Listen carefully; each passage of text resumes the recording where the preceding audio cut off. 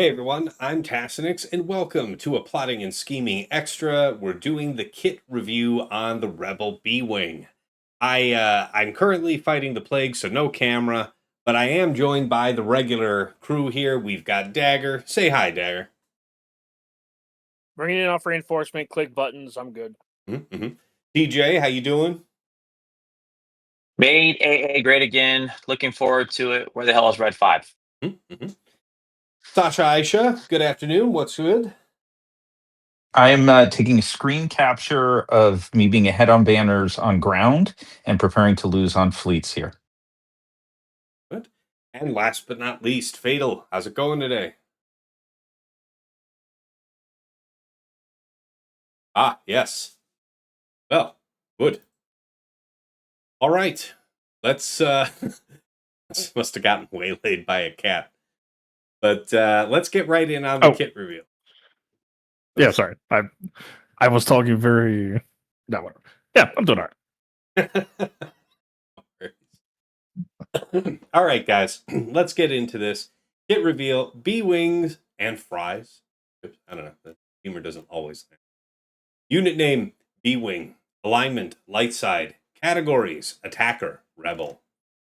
The attributes, lifting Home One's Rebel fleet to greater heights. The B-Wing is most compatible with a fully non-scoundrel Rebel fleet.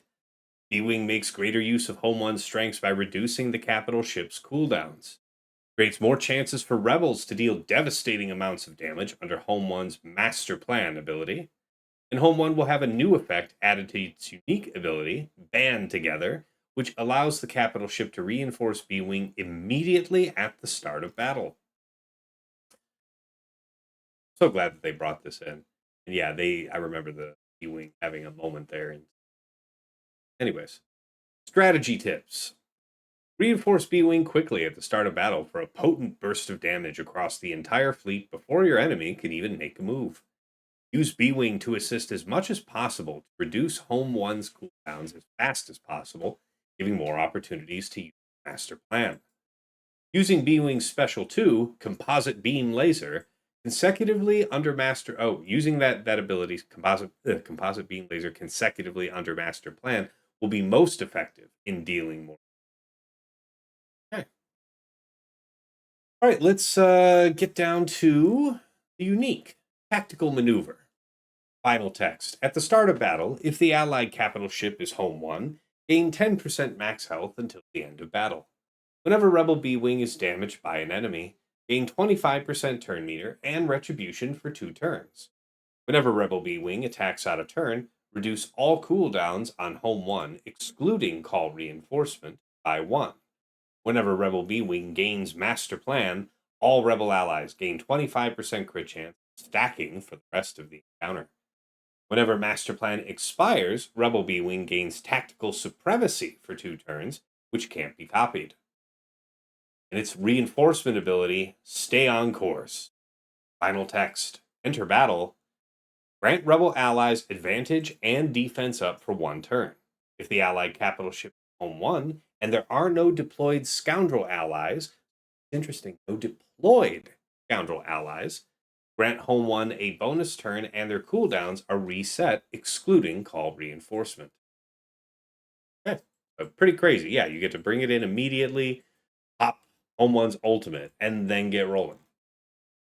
Up to the basic Gyril R9X Heavy Laser Cannons. Final text. Deal physical damage to target enemy with a 20% chance to target lock them for 1 turn, 100% if the Allied capital ship is Home 1.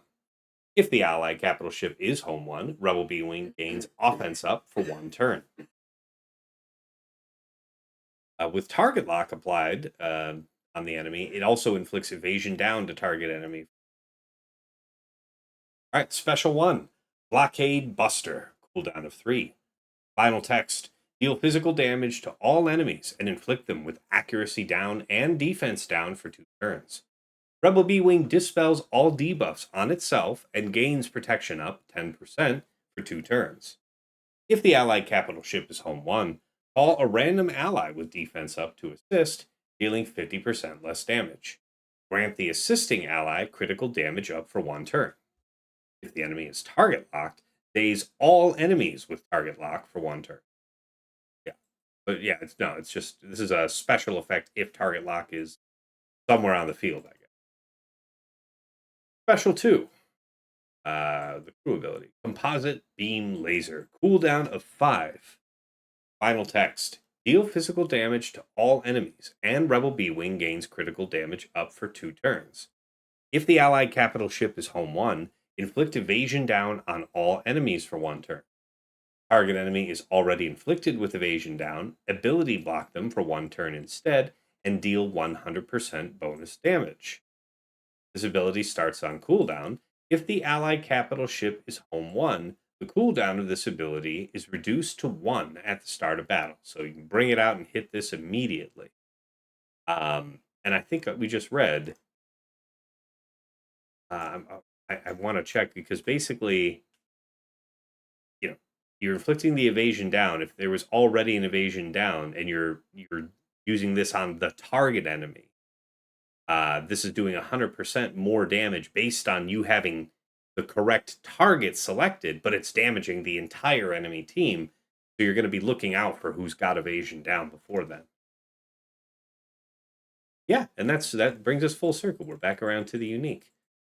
So early thoughts on this, guys. I covered the essential gimmick behind, you can bring the character out immediately, pop the ultimate, and get to stepping. But tell us what you guys know about what this allows us to do with Home 1.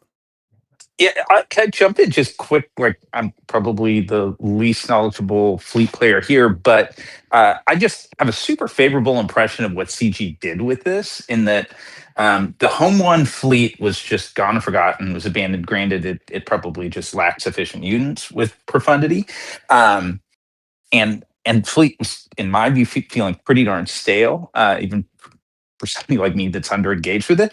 And with just the introduction of a single unit, with potential team comps that don't kill profundity, the other rebel fleet out there, it became like more than just relevant in fleets. Like it is like I was really impressed with the impact of it. Like its ability to, on offense, I think it can take out Executor, which granted has no shortage of predators at the moment, but like for a long time that had been a big baddie. And it's no real joke on defense. So I'm impressed that one unit brought like viability to so like a leftover rebel faction. So it's like Luthen as a ground character, or like some of the others where it's like suddenly there's a big elevation of a faction or of a sub faction. That was my impression. I appreciate that. Who's next? I'll go with it feels like a very good like gift, in my opinion, from CG to do it and say here, and then use Drogon as your pilot. A lot of times they're trying to sell you to have to take a character not really far seen and then bump it up. And on this one, it's saying here, you already know he's going to be high enough, so we'll let him just pilot by himself. He didn't throw in, so like, I don't care. Here. For The all Rebel the tank. evil. So it's like all of this, and you know you have 6-stop mods on them, right? So it's like I just want to give a shout out to CG for doing what I would call a gimme to what I would agree with Sasha. A big upgrade and saying, let's look at the ship's kit and then going with, we're going to make everybody go 1,000,000 times. So it's going to be pretty good scratches on you, that enough to where it can go on defense and it's going to steal some banners if nothing else. And is killing pretty sizably any of the good B teams out there. And I'm going to include now Executor as far as saying B team. Just because it's dead at 76 or 77 anyway. Yeah, I see where you're coming from.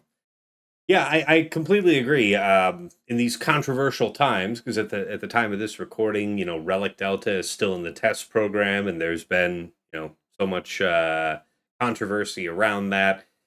A lot of finger pointing at CG about gummy this, monetization that, and I agree. This was a pretty nice freebie and not trying to sell you a new pilot to go with this character, because as a punch-up, the value it brings to ships that Sasha was saying you've been having and not using, and now you're able to punch up into the likes of the third best fleet in the game reliably.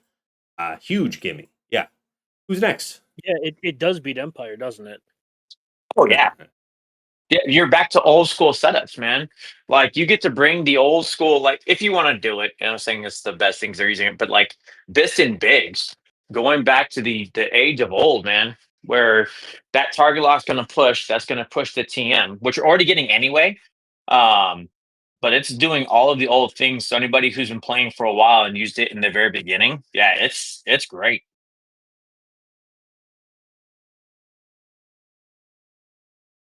Fatal, any thoughts from you?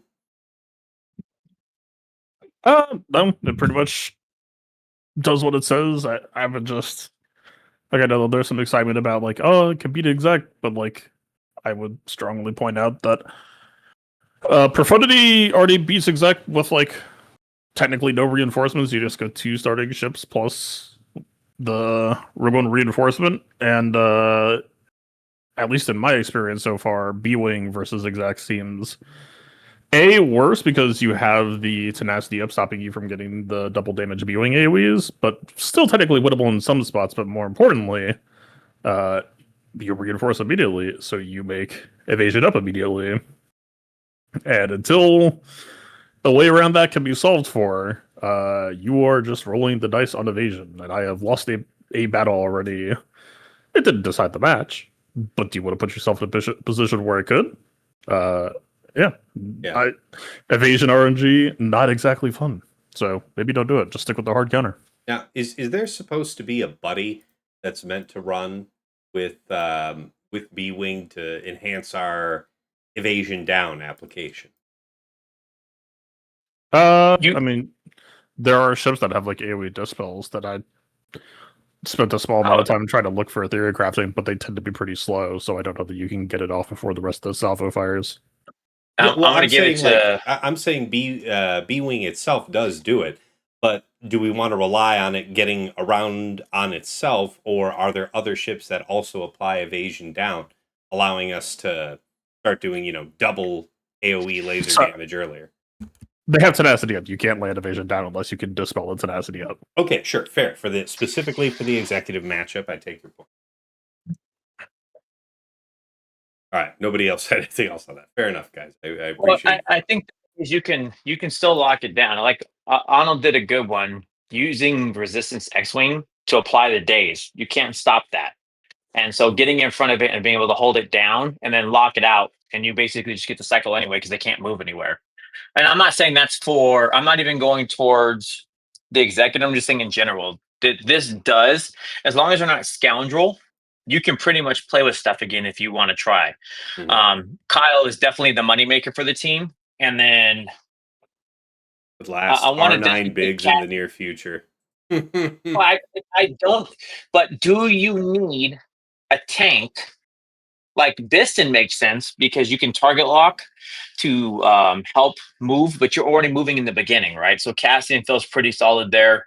Phantom does good. Kyle is amazing on this team because it's a double call out to non-scoundrels in him and the B-Wing. Yeah, Bistan, I agree. Well, actually, sorry, no. Bistan is pretty terrible. Like he was a good ship in the past, but yeah, he just does nothing here. Ghost. Yeah, I've played with him a couple times, and I agree. I've tested him, and I was like, this isn't what it was with Hans Millennium Falcon back. It's just because it's not needed right now. I think it'll be. We'll see where it goes if they decide to do anything else with it. I'm not going to discount it because Cassian is clearly the more superior ship, and Phantom is the other. Right? Those go without saying. I don't. Phantom or Ghosts? I guess I'm saying Ghost. Probably whatever the big one is. I always get them mixed up. Okay. So it's like whatever. But those, right? Because then you're also applying different effects that help. So you're talking about evasion down that gets applied. If something gets missed with the tenacity checks, and then again, Kyle's is just the like right in the beginning, just adds so much. Yeah, it feels like B-Wing mostly just sits in like kills pretty much any non-top 3 fleet pretty easily, and maybe does some stuff to exec inconsistently. Yeah, we just spent a bunch of time saying that it kind of sort of beats the third best fleet, which isn't Like we live in a 2-fleet meta with technically a third best fleet, and this beats everything that isn't those very easily. Yay! The third best fleet that dies for 77 banners, but still my opponent's Yes. poster for some infernal reason. Because you were That's the gonna one. 77 something the fuck else. Like I get it. And we're back. But I do like the fact that they brought the floor up for a team that wasn't getting used at all, and using a character that was there. So again, I don't want to rehash on that one, but also I will say, you can get good banners with this depending on that third fleet, unless you're doing a triple meta. Mm-hmm. All right. I appreciate that. Anything else you guys wanted to include about the new B-Wing? All right. Well, yeah. It's a pretty cool ship, and I think not the last one that we'll be seeing added to the Rebel fleet. We obviously have no word on that. That would lead me to say it. Just my gut. And yeah, future holds. Thanks, everybody, for tuning in. Thanks to my co-host for joining me. If you guys enjoyed the video, hit like, hit subscribe on the channel if you want to see more. Appreciate that. And until next time, it's been real. It's been awesome. It's been real awesome. Take care.